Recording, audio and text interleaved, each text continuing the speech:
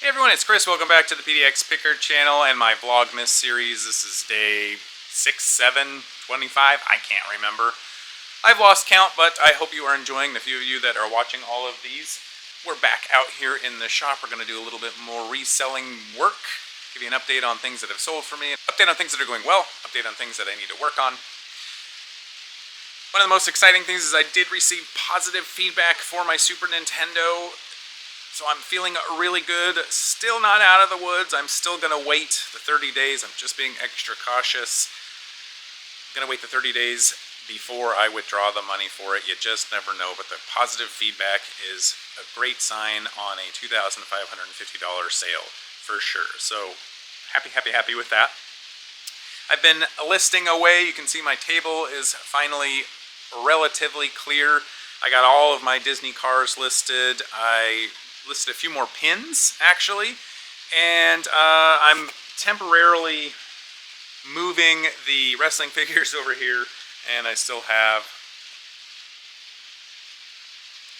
all those Transformers, but making some progress for sure on the listings. Sales have not been great, so what I'm going to do in this video, I'm going to pull the I think 2 maybe 3 orders that have sold for me since my last video. And then I'm going to just set the camera down off to the side, and I'm just going to show the whole process of me shipping those items. It's probably going to be in fast motion, so it's not going to be completely boring, fingers crossed. But I thought that might be interesting for some of you out there. So let's go ahead and start by pulling those few orders that have sold for me. Yep, 3 whole orders, woohoo! That's okay.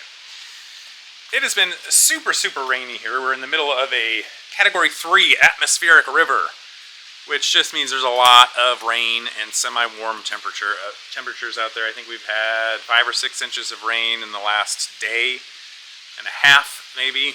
Some minor flooding in the area, but everything is okay in our yard, so that's nice. But this sold right here. This is one of the Cars lots, so this is not lots, but something that I got from the Disney Cars purchase. This is Cars 2 Police Car Detective Lightning McQueen, relatively rare, and sold that for $20 plus shipping.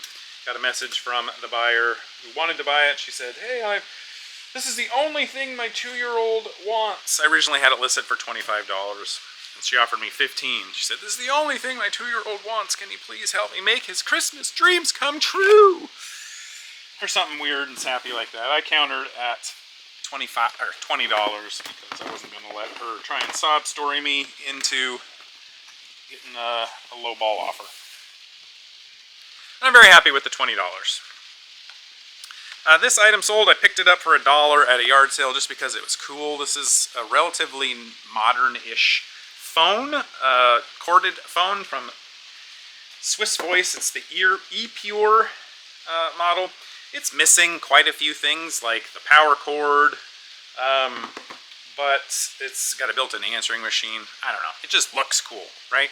It's like see-through there. I think you can get a good view of that. $19.99 plus shipping on that one. And then, lastly, I had this listed forever. It's so unique, so cool. It's a vintage hat, and it's just one of those where, like I've mentioned before, things can get so lost in the cavernous expanse of eBay, you know, where you have like all of these cool potential listings, but how do people find yours? So this is what it is. You can see it's a nice corduroy, easy for you to say, me to say, hat. It says Hulbert Haulers on it with the omelet splashes on the front here. Really nice condition. That's not what's cool about it. This is what's cool. Underneath, for some strange reason, it says Scratch and Sniff.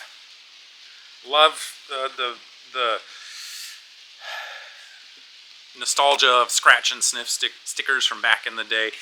And yeah, I just thought, what a cool hat, but how do you get people to find that? So on the cover photo, I had this listed, Scratch and Sniff, or I had this showing. Originally it just said this, and I said Scratch and Sniff in the title, but I moved it to this one. Eventually sold it $10 plus shipping.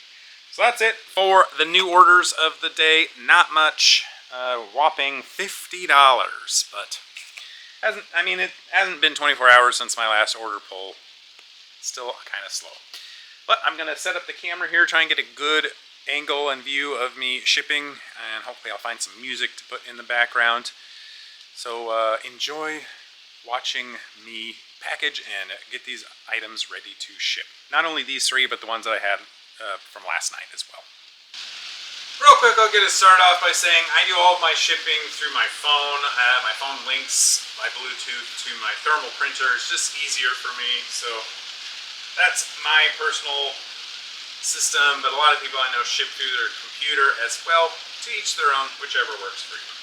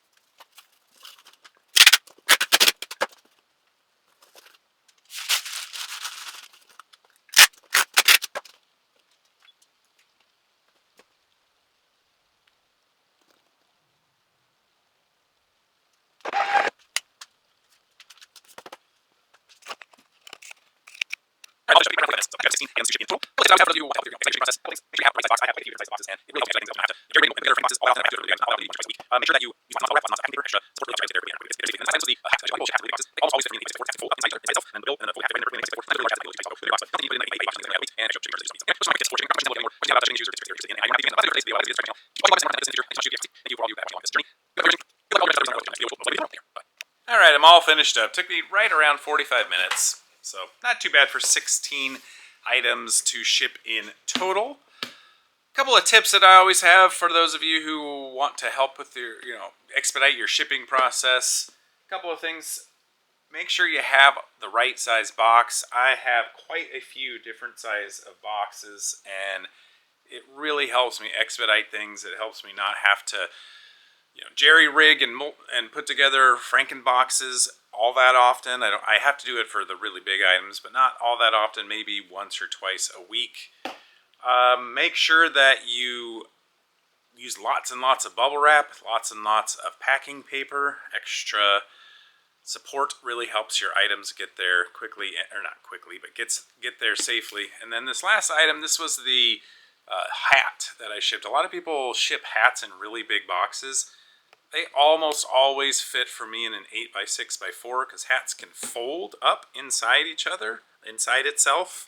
And then the bill and then the folded hat fit right in there perfectly in an 8x6x4.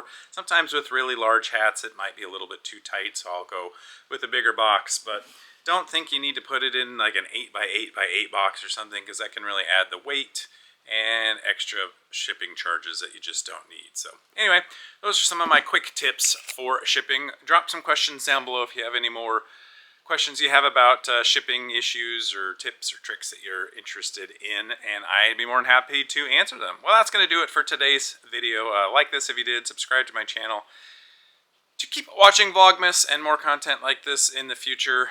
Thank you so much to the PDX Posse. Thank you for all of you that have watched me along this journey. Good luck with all of your ventures out there, reselling or otherwise. We'll catch you on the next video, which will most likely be tomorrow. Take care. Bye-bye.